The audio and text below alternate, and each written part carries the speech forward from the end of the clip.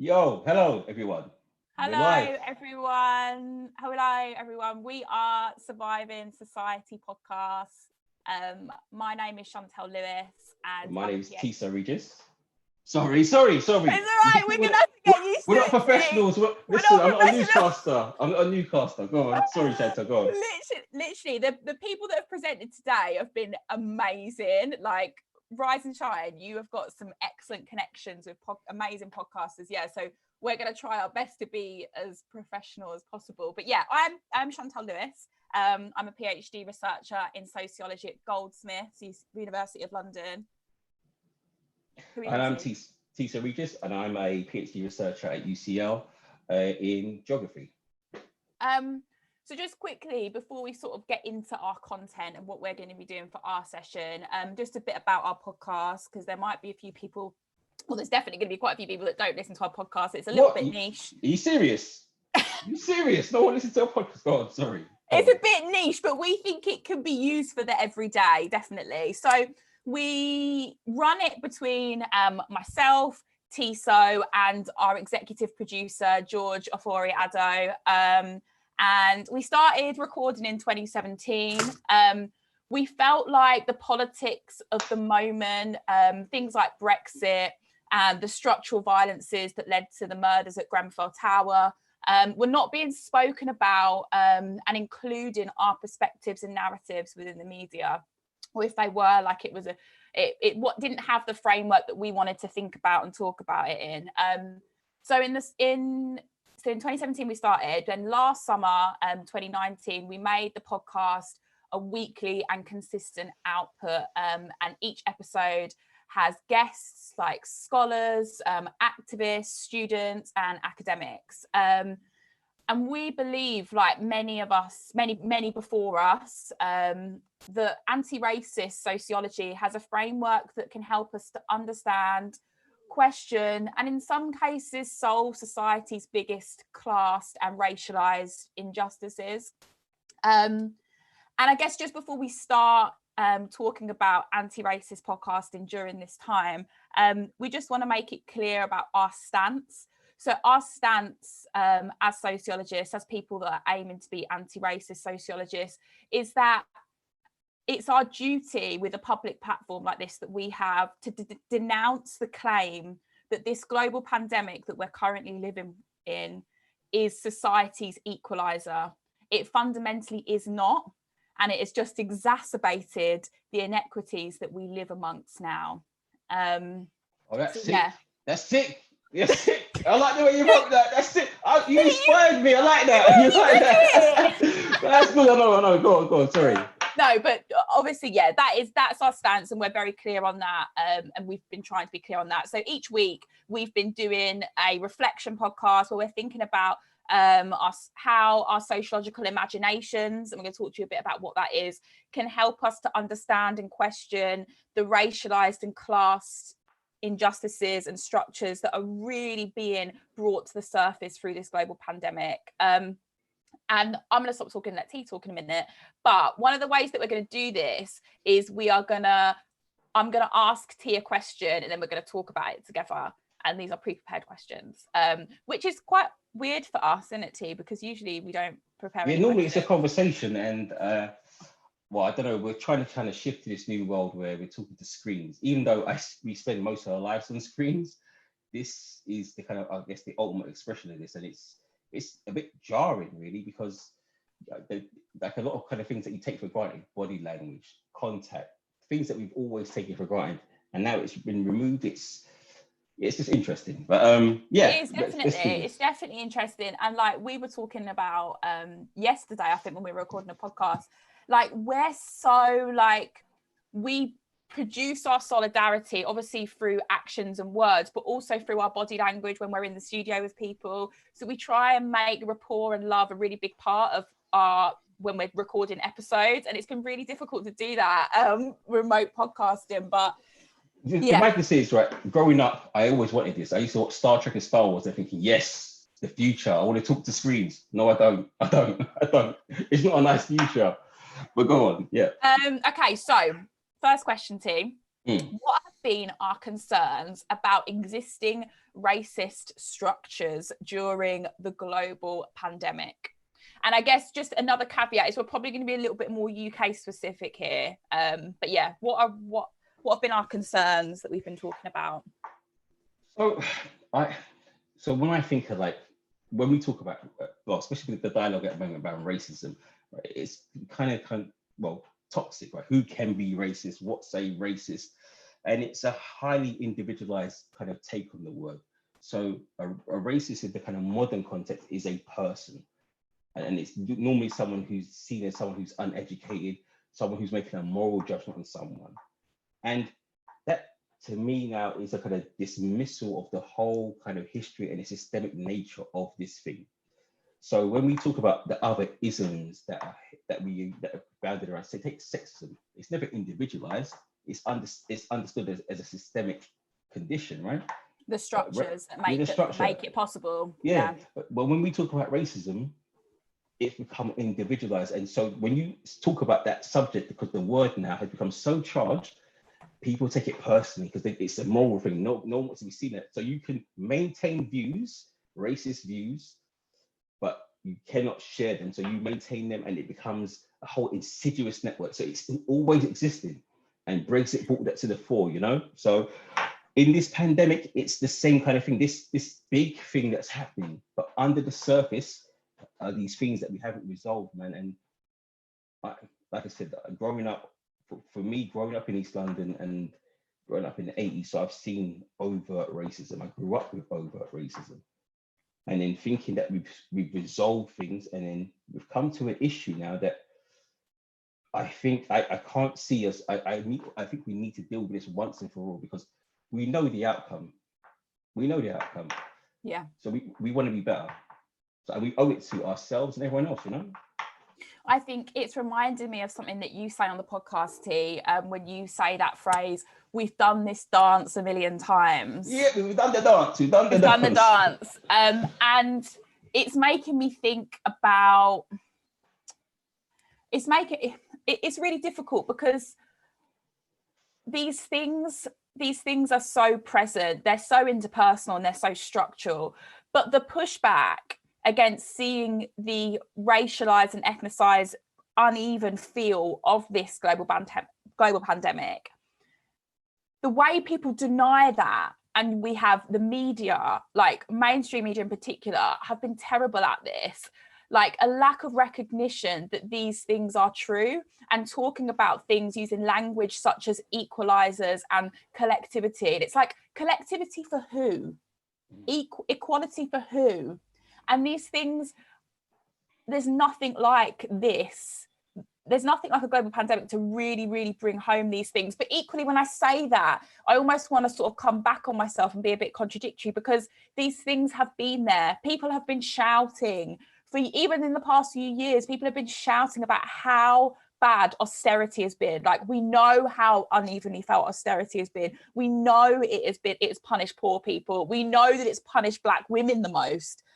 And yet all these things are going to be exacerbated. And that is why I can't sleep at night. But you know what gets me? So this is what I've been thinking, boom. So like you said, the word equalizer. So death was the one before. Death is the great equalizer, right? So we're all going to die. Rich, poor, Black, white, doesn't matter. Now, what's interesting about this pandemic and stuff like this, like things like this happen historically all the time, right? Now, what's interesting to me in this, what makes this one slightly different, is that the pain is being felt financially by the elite. Yeah. Not the middle classes, because if the 2008 financial crisis, it was the middle classes that got hit, bankers, financial bankers, and all this. But this thing here is affecting billionaires, millionaires. They're losing money. And I was saying to you before, Chantal, like, look at last century, 20th century. We've had 2 world wars, right? We've dropped the most powerful weapons on groups of people, nuclear weapons. We've had the Vietnam War. We've had a Great Depression. In all of that madness, we've never stopped the economy. Rich people have never stopped making money. They've always continued to make money through a crisis. This is the first time everyone stopped. And this is quite interesting to know. All forms of political government stopped. So totalitarian regimes have stopped. So monarchies have stopped and democracies have stopped. So it doesn't matter what kind of shade, hue, or form of government you have, it's all stopped. Doesn't matter what kind of ideology you use, neoliberalism or communism, it's all stopped. We've pressed pause. And that's the press pause. And that's the first time, well, as far as I'm aware, in human history, that human beings have done something and all agreed on, right? Yeah. So imagine that, right? So imagine we wanted to apply that kind of mentality to, I don't know, whatever, the war on drugs or whatever they want to do. It shows that it's possible. But to do that, I need to get the elite on board because they're the ones who stop the economy, right? But okay, so just thinking about some of the things you've just said there, what would you say? Yeah. Right. So I'm Gary down the road, and I'm saying to you, no shade to anyone called Gary, it's just a name I'm using. Gary down the road says, listen, I hear you, T, but why do you not have to always make this about racism? Why do you have to make it about classism? Why do you have to make it about us versus them? How do we respond now, given how urgent this moment is, and given how quickly these disparities are being felt? Like, it's every day we're losing time and clawing back how we help people that are most on the margins. How do we respond to those people now? And Gary is middle class, he's liberal, he's not your characterized racist that you spoke about at the beginning. He is just normal, everyday Gary. University educated. Does he go Y University? Does he go Y University? And Sue, Gary and Sue, right? Okay. Tell me how we explain to them what is happening and why they have to recognise their part to play in overcoming the social and economic oppressions that are going to be felt and are being felt right now by people on the margins. So if I'm talking to like kind of well-minded like Guardian readers, and if you're buying into kind of the Enlightenment ideals of equality, fraternity, liberty, and all those positive sounding abstract ideas, right? So right now we have a chance to basically work on these inequalities that we see, right? So if we look at the history of capitalism, it has this kind of tendency to have these boom and bust cycles. Also, if you take a historical look at the kind of journey of the working classes, people have died for these kind of things. They've campaigned for rights. If you look at for Black people in the UK, campaigned for the rights, the Am I Not a Man and William Wilberforce. If we're part of that tradition, this is a continuation. So I would say in fact, it sounds kind of grandiose, your duty to kind of do this. Because if you're interested in making the world a better place, and I don't know, I think I sent to you in the podcast before. I said before the pandemic, I said climate change was the White Walkers, the Game of Thrones. It was an existential threat that was coming for everyone. But the White Walkers came early. It's the pandemic, right? It's coming for everyone. So it's up to everyone to have that. No one wants to be a Cersei. No one likes Cersei, right? Yeah. Everyone wants to be Jon Snow. So we can be Jon Snow in that crew, and we could change things, you know. So, and I'm gonna pick at what you said. Come on, pick it. I'm gonna pick at it because I still think Gary and Sue can use what you've just said to bolster up a claim that we live in a post-racial equal society. And so are you saying to Gary and Sue, guys, we've got to do it differently? Yeah, I'm saying we have to do it differently. So, like I said to you before, we've had the chance. We've seen where these inequalities go, right? So I don't want to have to get in these chats of the deserving, the undeserving, poor. I want people to understand that this, like for example, this lockdown. Everyone's in lockdown, but lockdown to my house in the council flat could be a death sentence to someone if you're locked in your abusive family compared to someone who lives in a mansion like in Hollywood. So the lockdown doesn't affect everyone equally, but it's a recognition of that fact. So when I'm telling you about my lived experience, it's not I'm making it up. It's not I'm harking on or trying to be a pain man. I'm trying to tell you stuff that's real. Like people get shocked when I say to you, listen, I'm born and bred in East London, right? I'm an East Ender. I don't know anything else. If you take me anywhere else and it ain't got 4G or Wi-Fi, and a 5G tower because I love 5G. Right? We love 5G. Listen, if I ain't got that, I struggle. I can't live in the country. I'm a Londoner, right? But people will still come up to me and talk bullshit to me. In 2020, people will say to me, T, is it true that your muscles, your muscles are denser than mine? I'm like, no. Or is it T, like, or Can we you getting swim? can you swim? Or the best one, I'll get in a train. No one wants to sit next to me. No one. It's good because I can spread my legs, but listen, like, people are afraid of me, and it's the thing that they see. The thing that they see. If they looked at me, they'll just see me that I'm just a normal guy. But they see the thing, and the thing is this systemic thing, this cultural thing that exists. And I'm always have to justify myself. And it kind of got me thinking this idea of justifying my existence. The dialogue between Black people in the UK, especially around the course of race, one of my interpretations is that me having to justify my utility. So I had to justify my utility as a slave. Cool. Then I justified my utility when you abolish slavery because you reimbursed everyone, right? So I was useful again. Now look at we fast forward that, and now the narrative that's sold to people is that I could come to you in your hour of need. So I justify my utility by helping you in World War One, World War Two. Now the narrative that's sold in Windrush, I come to help you to build a country. Justify my utility again. Now the argument that's justified now is immigrants can only come here to if they've got a job or if they're going to provide a job of value, a job of value, which now Tessa said the key workers that are currently of value now were not as valuable. So yeah, sorry. But the madness is, like I said, if utility was the test, I've passed it many times over. I was never coming to mug you off. My parents didn't tell me to mug you off. I'm here contributing, right? That was always my intention. And yeah, there's always going to be someone who's an exception to the rule, right? So you could use that argument. But my nan came here, all my friends came. You're coming to work, right? They all come to work. That's a stereotype of an immigrant, right? They work really hard, right? But what I'm trying to say is this idea that I need to justify my utility, and that's systemic racism. That the context I'm in, I always have to justify stuff. So when I'm in a room and the question about race, you come to me. How do I know? Why don't you do your thinking? It's like, imagine me saying, if you ask a woman about anything that's we seem to be in the realm of the female. Yeah. It's a ridiculous notion, right? I think that one of the things that springs to mind with what you're saying here about utility is it's saying to Gary and Sue, right, the way you look at me or the way you have imagined who I am, my background, all that stuff, has structural implications. So if you're moving away from me on the train, imagine how the judge is treating me in court compared to my white counterpart.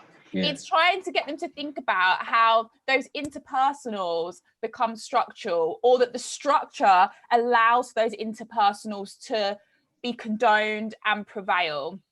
I think that, but you see, it's difficult because also though, T, I would say to you, and I think sometimes we sort of contest each other on this. Yeah. Freedom is being able to live in a way where your race, your class isn't the what's the word I'm trying to use? Isn't the thing that justifies and allows. I'm sorry, guys. Race and class should not be determinant to how you live. Freedom is being able to be who you want to be without having those things structurally implicate you. Sorry, guys. So what if I don't want to work? What if I don't want to work? What if I don't want to work? And what if I want to sign on? I don't. Do you know what I mean? Like, it's thinking about who is allowed to be in these spaces and be free and have the. Go on. Sorry. No, so I would say, like, to kind of contextualize, and so what makes structures is power, right? So powers don't have anything with it. If structures are ineffective without power. So this is what racism is, right? So it's prejudice plus discrimination, but the key ingredient is power. So, like, this is what makes the systemic thing so oppressive, because we have no power. I don't have any power. So when this kind of idea that there's some kind of reverse racism, or the idea that, like, if I do something, it's never the same. I can't oppress you. Listen, well, like I said, I'm a London boy, so I get into these mixes all the time. Someone said to me, a Polish person, and they've said to me they were scared of black people when they first come over. And I said, anecdotally, I said, whenever you're scared of black people, right? But when has a black person invaded your country? Ever? None. I said, who's ever, in the 3 times Poland's been removed from the European map, was it a black person or a black country? Was it an African country? No. So you're scared of me from a TV show, which is a thing of myth, not even myth, it's fiction, a thing of fiction.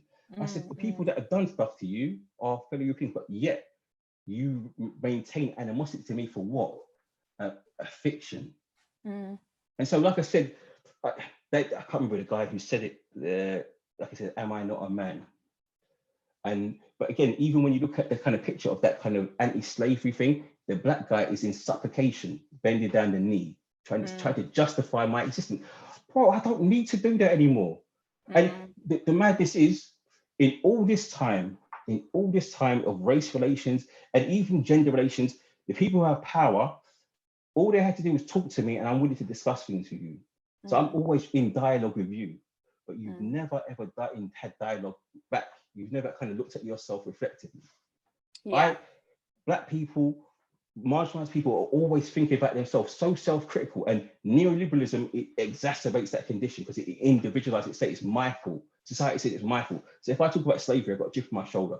If I haven't got the best job, it's because I'm lazy. No, it's not. My mum works 5 jobs. I'm not lazy. So this is what happens, and it's that dismissal. And it's that dismissal given that if you do the hard work, and not even hard work, if you look at the history, you'll see that I've done all that. Like, all you have to do is just speak to me and treat me with some kind of respect and give me the opportunity. I hear you. And I think I do try and reflect when you say this stuff, because I do mostly agree with you. But at the same time, I'm a bit like, I don't want to talk to you all the time about what I'm facing. Do you know what I mean? Like, it's like the fatigue, isn't it?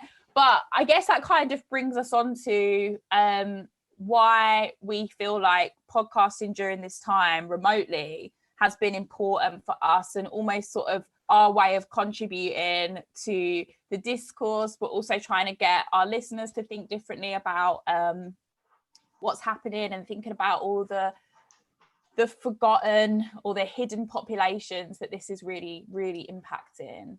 Yeah, like, listen, like Gentle, like, I think right now, like, I think I said this before, like, the idea that, so the internet has kind of revolutionized things, and it's always spoken about, but I think now we've been into our next phase, right?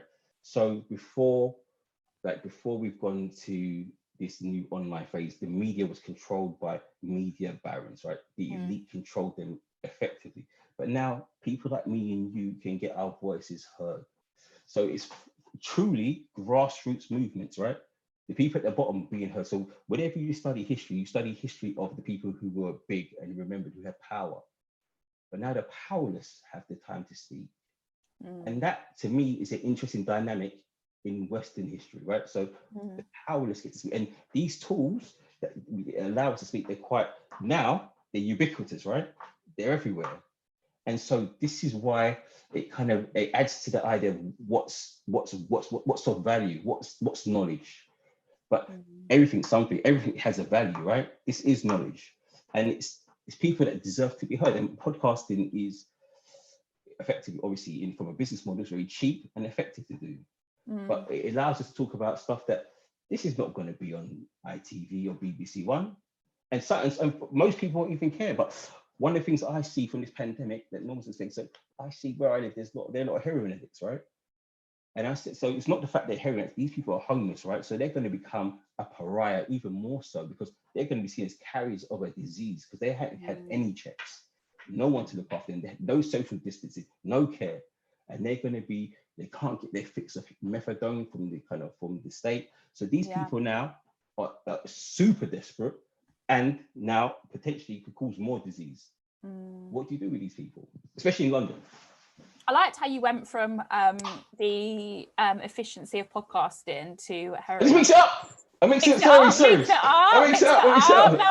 I like But yeah, Sorry. like people that were previously demonized and people that were already on the margins, homeless people, like, oh, we can put them in hotels now, like we should have done a long time ago. But yeah, thinking about those people. And it's kind of, I mean, it's really worth noting that obviously there's so many other amazing creatives that have been creating over the past 50 decades and even currently, that we are just part of a collective of amazing discourses that are being produced by people of color, Black people, people on the margins, to talk about these stories. And I think particularly looking at coming away from the mainstream coverage, I think has been really important for me, because it's just so devoid of detail. Well, the detail that I want to know, as in I want to know how people on the margins are coping and feeling, but also lacking in imagination.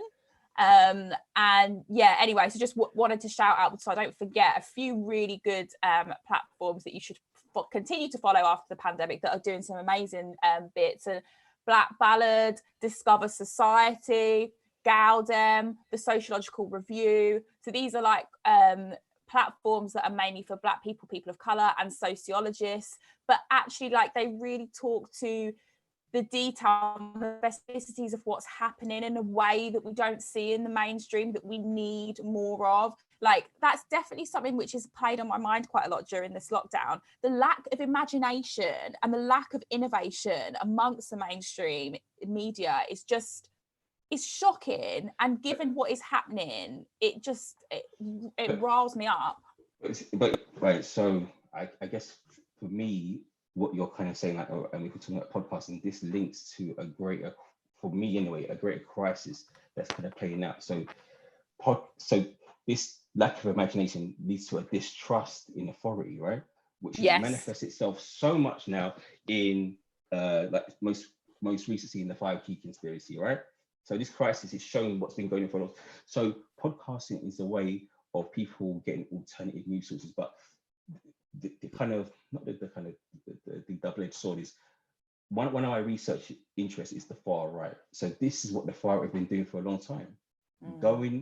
People going to the recesses of the internet to search out alternative news, because effectively what we have in the West is an epistemological crisis, right? There's a doubt in knowledge and the right, wait. Sorry, I just rolled it off. What is epistemology, please? Sorry. It's about it's a branch of philosophy that talks about knowledge and knowledge production, right? And what is knowledge, right? So how knowledge is made, who makes it, and what we know. So if I speak in English, do I know anything, and how is that made, right? So so this has been a thing because there's been a distrust in authority. So most recently, you might see it in America in the anti-vaccine campaign, the flat Earth campaign. But interestingly enough, Trump is also doing it. So he, obviously people took out the mainstream, so Fox is Trump, CNN is anti-Trump.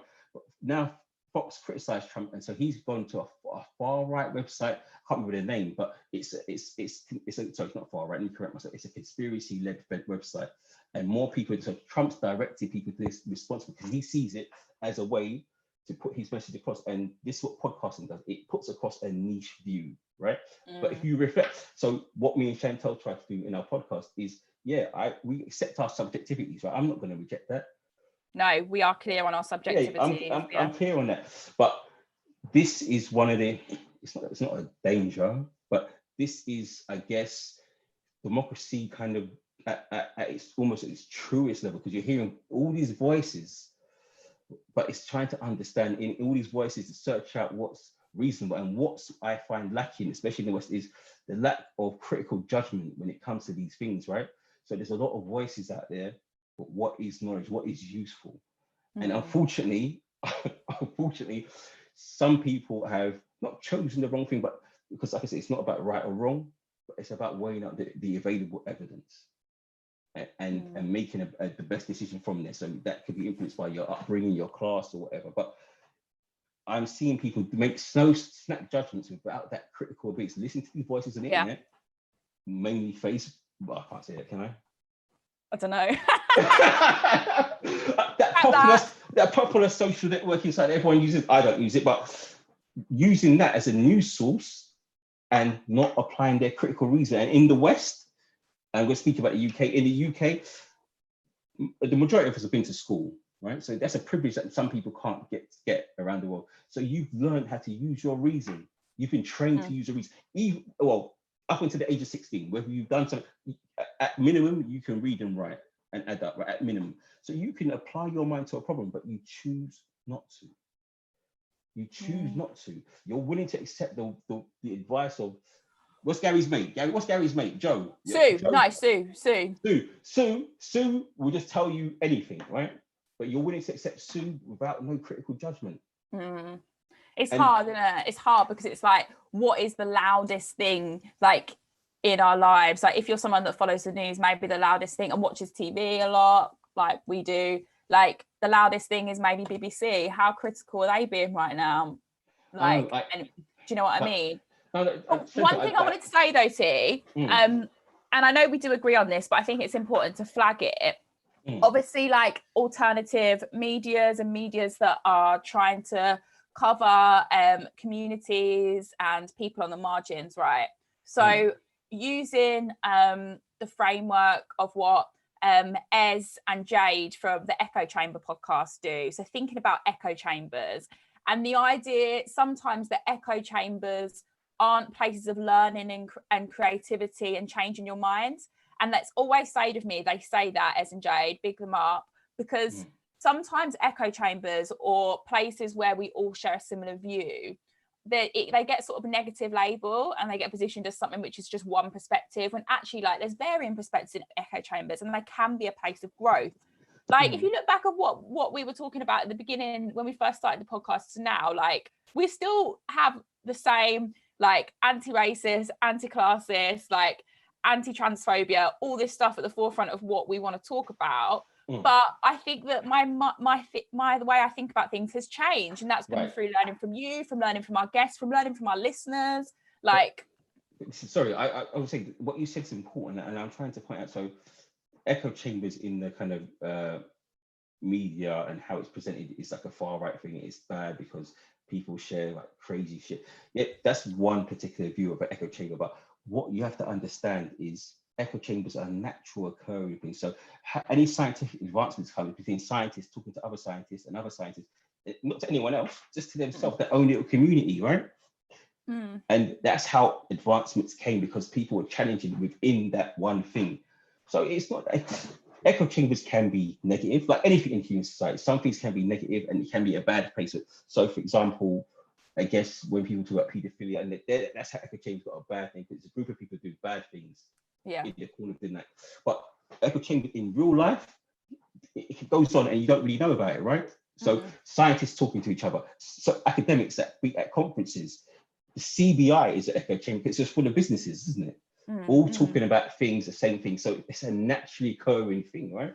I guess that is something like a positive to take away from what is happening, is that there was and has been for decades an established established alternative medias for people of color, for Black people, and those that have been able to carry on during this time. Like it's like they're so well positioned to report and tell the stories that we need to hear now. And like without those grassroots movements, without all that stuff that's happened over the years, it's just imperative that we have these echo chambers, media's outside of the mainstream to tell our stories. But equally, coming back to Gary and Sue, I want Gary and Sue to come on not to come as a guest on the podcast, but to listen to the podcast. Do you know what I mean? Like we need them to be on the medias, to be on the margins, but equally like we need other people to be engaged in them so they can begin to understand without me having to sit in a meeting and having to justify what EDI means. I need you to do your homework. Yeah, but listen, to have a dialogue with me, right? Boom. So this is how we're rolling now. So I would say to you, like, so podcasts, like I said, it's a grassroots thing. And I think, again, linking to the Black podcast, I think it's important for Black people in the UK to have to kind of express our uniqueness, right? So normally our narrative is, well, prior to like the internet and when I was growing up, our narrative was an American narrative. It was assumed that it was American, but that wasn't, if you lived amongst it, it was unique, man. It's always been unique. But this comes to the fore now because you see grime or drill music in the mainstream. So a podcast, you could get to see me and you understand I'm not anyone from Top Boy. I'm just Tiso from East London, right? Mm. And we're all unique, we're all different, and I'm inviting you to have that dialogue because that's all I ever wanted to have you speak to you, right? And if you speak, go on, sorry. Go on, T. If you speak to who? No, just speaking, haven't done. So if we're having a conversation now, we can be reflexive and we can talk. So like in my life, I've met certain people. So I shared the story to you lots of times, Chantal, where one of my friends that I met, and the first day I met him, he said to me, T, I don't like black people, I don't like Muslims, and I vote BNP. Is that going to be a problem? And initially it's like a confrontational thing. And so he's expected me to get upset. And I said, listen, that's cool. That's your point of view. But I said, me and you probably got more things in common than not. And this is your role in the revolution. T will negotiate with these people. I won't. No, but listen. But my man, I hear you. It's in the everyday, isn't it? It's in those conversations. It's in the everyday. It's important. But it's also important that we have the freedom to be like, that's not my thing. But listen, like I said, sometimes it can go pear-shaped. So sometimes it's got on top for people, right? Boom, we've had fights over it. But then because equally, whenever I had a fight with someone, when it comes to the physicality, it only got resolved once we started speaking, right? So there's always going to come down talking. When there's a war, there's always peace treaties. So everyone's going to have to speak at one point, right? So we can have the violence, we can have that thing. But ultimately, one day we're all going to have to sit down, right? Because I can't fight you forever. So when we spoke, he became my friend, right? We became friends. And I found, and he had such ridiculous preconceptions of what Britain was like. So I said to him, when was this time that you imagined? And this kind of ties into the narrative of Brexit, of I just want to go back to when I said, when was the time that you think was best? And he said, no, I think he said randomly 1950. So I said, why? And I said, do you know who was prime minister in 1950? No. I said, so what was your idea? Did he say 1950? No, exactly. I know the dates. So he said the 50s, right? So I gave him the quote. I think it's the quote from Harold Macmillan. So I said, you've never had it so good, right? So after World War II, the Prime Minister Harold Macmillan saying to people, you've never had it so good. The country was producing and coming back from the brink of bankruptcy, but for who? I said, if you come to my end, the craze were running around. So there was slums in East London, right? It was slums in the 60s, right? So who had it good? We were in the midst of decolonization. The process was managed at the top. The working classes had it shit. Any movements that came from movements in the workplace were advanced by trade unions. It was a class thing. It wasn't through politics, right? That's why the trade unions ended up getting broken down in the 70s. So you see, like I said, so the lack of knowledge and understanding of who he is and what his nation is. What he was basically, I said, like, bro, like, why are you being such a way on this imaginary thing? I'm telling you aren't you a bit embarrassed that you're telling me about a thing that you don't know about? And I'm telling you about your own country, my country. And the reason why I know that, because I love it, right? Because I love history. And the way I got into history was English history. I've always loved that. But you didn't take the time to know about me. You didn't take that time. And you had the power, you had the opportunity, you got the space, you got everything that I don't have. No one has that conversation with me. My mum had a conversation when I'm like 6 or 7. You need to work twice as hard, but no one explains to you why. And it's through your life, as you get older, and you see that motif again, but no one says why. And I said to my friend, did you ever have that conversation? No, but I took that time and I learned about the place I love. But you profess to love something, and sorry, I'm ranting. Sorry. No, you're not ranting. It's good. It's important.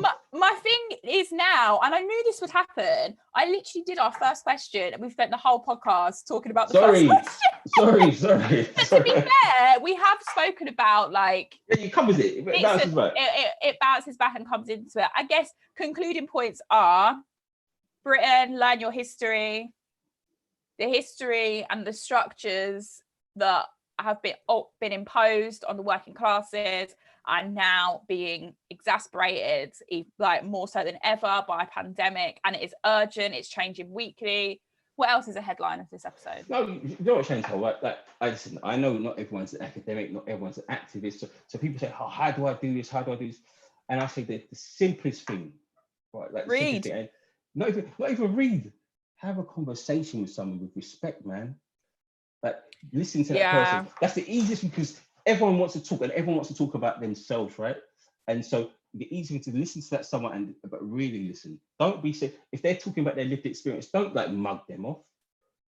Don't mug them off. It's not a nice thing to do, man. And equally be understanding if they don't want to talk to you about it. Yeah, but like I said, when you're right now, everyone's talking about caring and everyone's talking about mental health and talking. The first thing that human beings can do that separates us from all animals is communicate, right? That makes us different verbally. We've managed language, right? And not just one language, multiple languages. So just talk to someone. And you can supplement that by reading all the other stuff. But the first thing is speak to someone. And be that a woman, be they person of color, trans. This is like just speak to someone with respect, man.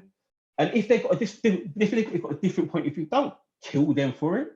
Respect that, man. Literally. Yeah, literally don't, man. Like, come on. Like it's 2020, man. I don't want to have to like it's not a big thing. It's easy. Like talking, like everyone likes talking, I think. Yeah, I mean, again, I do mostly agree with you. I reckon I'm on about 60%, 70%. Okay, I'm doing well. No, it's because respect. I don't want to fall into respectability politics in that it's like our job to tell. We've been telling our experiences. We've been telling people how much of a fuckery this country is for decades.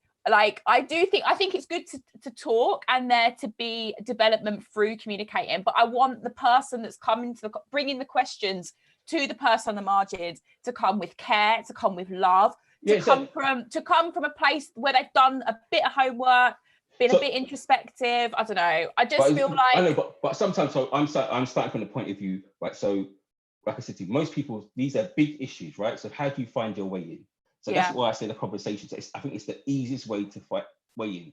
And so the easiest way in. So if you're coming from a different point of view, don't come to me with a nonsense, but have a conversation with me. So having a conversation. So if I'm talking to you, Chantal, I'm coming to talk to you as respectful. You're a person, man.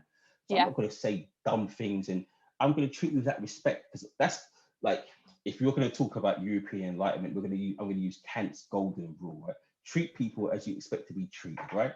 Kant. I haven't even got time. I haven't even got time to pastoral reference there. So we'll leave that for another episode. We've got to wrap up. Sorry. Boom. I'm go. What were you going to say? You're going to say something? No. We'll wrap it up. You say something about Kant? No. Jump on the podcast and you find out. Come to the oh, you see that? Yeah, go on the podcast. Trevor McDonald's got nothing on me. Go on. So you can find us Apple Podcasts, Spotify, SoundCloud, all that stuff. Surviving Society. Oh yeah, we've got an Instagram. So our Instagram is Surviving Society Pod. What's our TikTok? We haven't got TikTok. George has got TikTok. Okay. George, our executive producer, has. You can find his TikTok actually on our Instagram. And then our Twitter is Survive Soc SOC Pod. And so listen to the podcast, engage in our socials. We like to have chats, think sociologically. I don't want to say accessible. Is it accessible? We talk. I think it's very accessible. Just join, jump on, and if you want, Patreon. Like if you want to support the work we do, pay our guests, pay activists, pay our people that produce our content, then that would be brilliant if you have the means. But thank you so much for joining us. Thanks, guys. Thank you. And stay safe. Peace. Stay safe. Look after yourselves, guys. Take care. Peace. See ya. Bye.